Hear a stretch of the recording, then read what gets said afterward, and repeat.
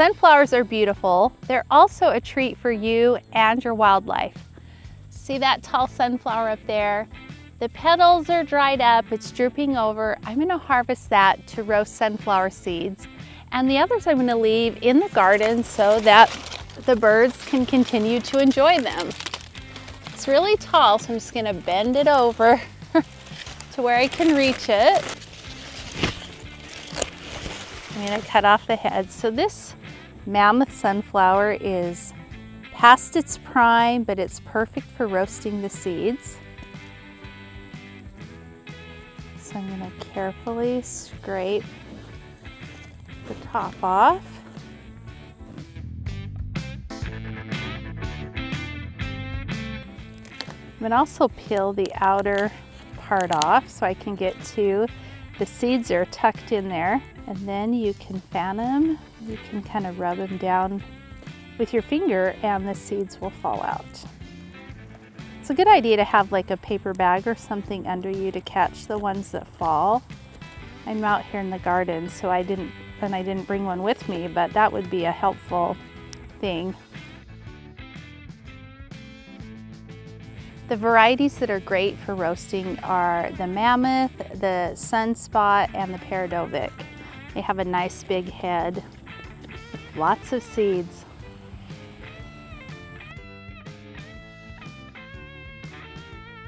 Rinse off the seeds in a colander and make sure they're nice and clean. The next step is to simmer the seeds in salted water for 15 to 20 minutes. Add 8 cups of water and 1/4 cup of salt.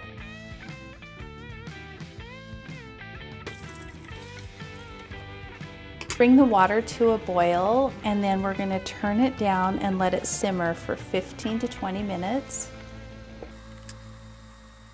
After simmering the sunflowers, we're going to drain the water off and leave them in the colander for 10 to 15 minutes to fully drain. We're going to go ahead and spread them out on the cookie sheet to roast. But you want to let them fully drain because the drier they are, the better they'll roast. So I'm going to spread them out in one layer on a cookie sheet with parchment paper. And I'm going to use my hand because it's a little easier to get them nice and flat. Okay, they're spread out nice and flat, and I'm going to pop these in the oven, and we're going to roast them at 400 degrees for about 20 minutes, but we want to be sure to check on them so they don't burn at the end. The sunflower seeds are done roasting, so I'm going to go ahead and take them out of the oven. I roasted them for 20 minutes and are starting to smell really, really good. As you can see, they're still nice and light colored, but we don't want to leave them in any longer or they will burn quickly. And we want to be sure to let them cool off completely and then store them in an airtight container and enjoy. And I'm so excited to try these.